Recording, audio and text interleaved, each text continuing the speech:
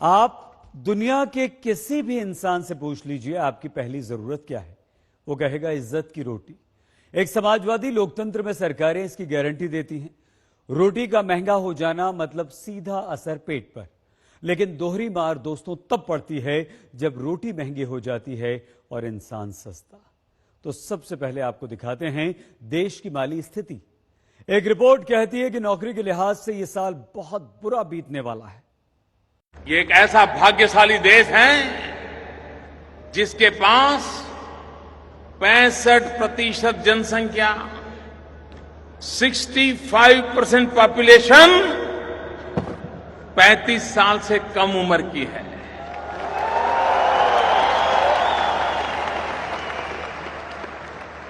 भारत एक नौजवान देश है।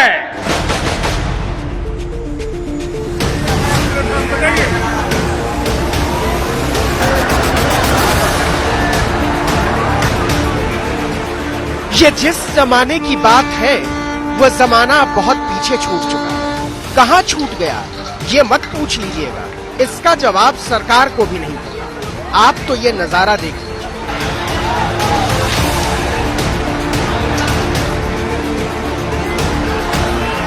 देश के नौजवान हैं ये, जिनके कल्याण के नाम पर नरेंद्र मोदी ने 2014 में राजपाट का वरदान मांगा था, उनकी हालत का बयान है।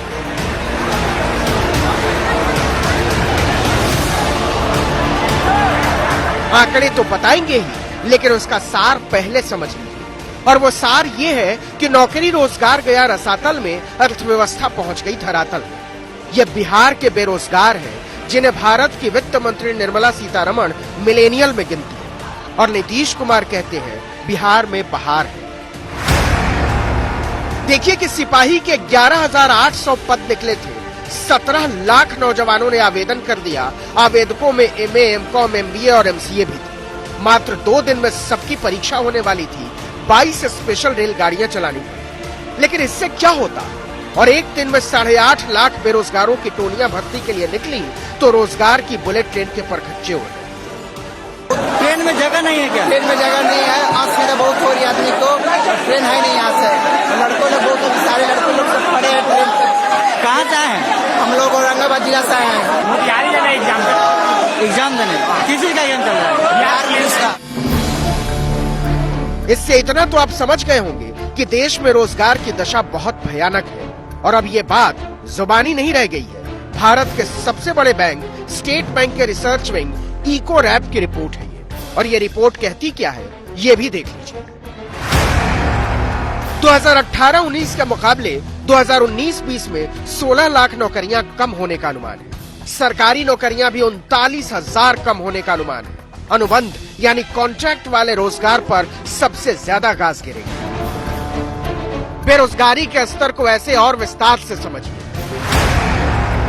2018-19 में 89,70,000 नए रोजगार पैदा हुए थे, लेकिन 2019-20 में इसके घटकर केवल 73,90,000 रह जाने का अनुमान है। इन दोनों का अंतर है 15,80,000। और ये तो आप जानते ही होंगे कि 2019-20 में GDP केवल 5% रहने का अनुमान लगाया गया है। पिछले 11 साल में यह GDP का सबसे खराब स्तर होगा। और यह अनुमान सरकार के अपने राष्ट्रीय सांख्यिकी कार्यालय यानी NSO ने जारी किया है। पिछले 1 वर्ष में कम से कम 50 लाख नौकरियां इस देश में चली गई, पर प्रधानमंत्री है कहां? प्रधानमंत्री केवल एक काम ही करते हैं। उनका काम अब शासन नहीं विभाजन बन गया है। शासन नहीं विभाजन अब भाजपा का नारा है। मोदी सरकार लगातार बेरोजगारी के आंकड़ों पर पर्दा डालने की कोशिश करती रही है।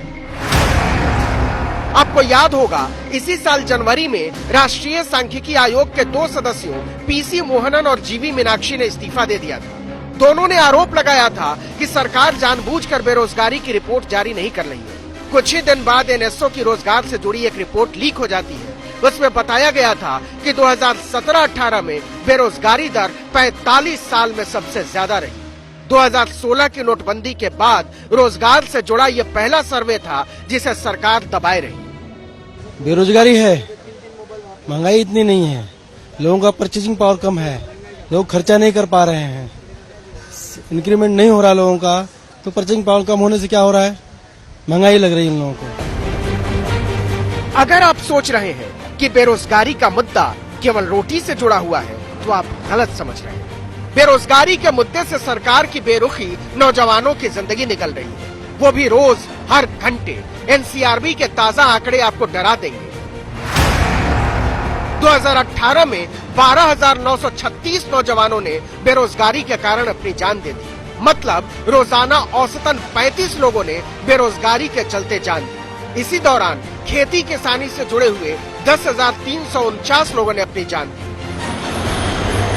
समझना पड़ेगा कि अर्थव्यवस्था की ऐसी दुर्दशा क्यों हुई। जरा क्रोनोलॉजी को समझिए।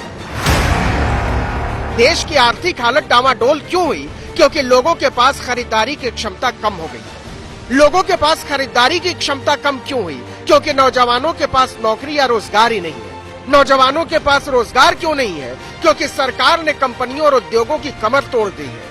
नौजवानों को रोजगार देने से क्या होगा? वो खरीदारी करेंगे तो बाजार में रुपए की आवाजाही बढ़ेगी। बाजार में रुपया आएगा तो क्या होगा? मांग बढ़ेगी। मांग बढ़ेगी तो उत्पादन बढ़ेगा। उत्पादन के लिए उद्योग लगेंगे। उद्योगों में नए रोजगार मिलेंगे।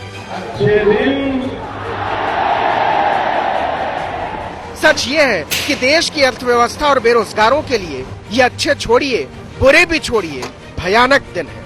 उद्योग धंधे चौपट है, विनिर्माण चौपट है, ढांचा चौपट है, खेती चौपट है, ऑटोमोबाइल चौपट है। और ये एक दिन में नहीं हुआ है, ये धीरे धीरे रोज चौपट हो रही थी और सरकार गाना गा रही थी, देखो प्यारे राम राज, देखो प्यारे राम राज। आज तक ब्यूरो।